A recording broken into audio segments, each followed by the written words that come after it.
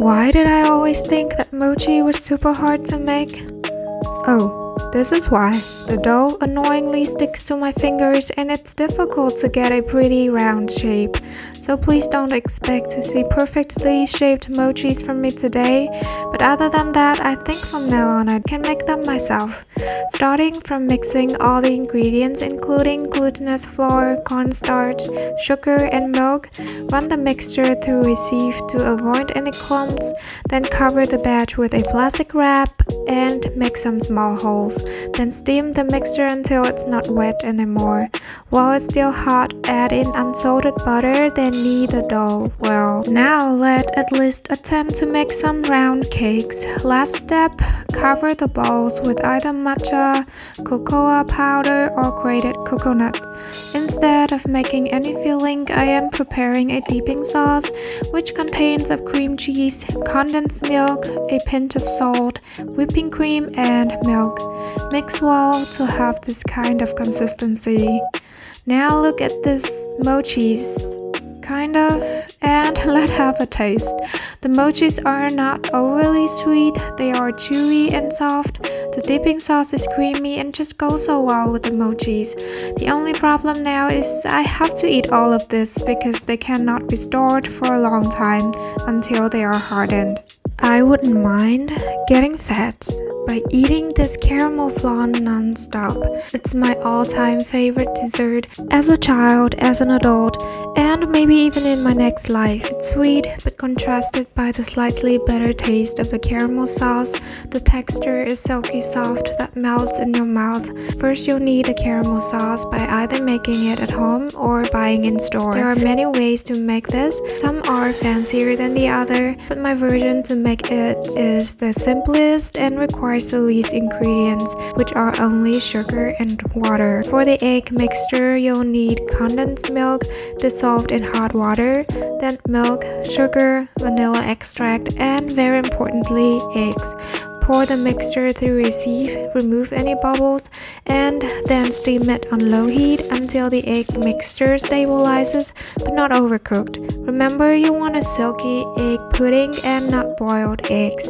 I've tried so many different recipes to find out the one that works and practiced over and over again, but it's all worth it in the end. I am one of those people that regularly spend money on stuff like Starbucks coffee, fast food, or in my case, bubble tea, rather than saving it to, well, never become a millionaire anyway, but it still eases my conscience a bit to make bubble teas at home once in a while and not buying them all the time. It's actually quite easy. First roast a tea of your choice with sugar, then pour in milk and brew the tea.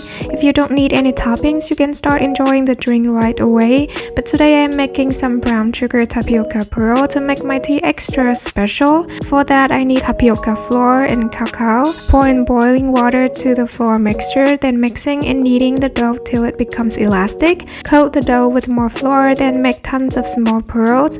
Throw them in boiling water, cook until they fall down to the bottom of the pan. Turn off the heat and rest the pearls for 30 minutes. Then put them in cold water. Lastly, bring back the pearl and cook them with brown sugar and water. If you don't want to lose sleep but still like to enjoy those pearls, replace the milk tea with just milk. Anyhow, the final result is still so pretty.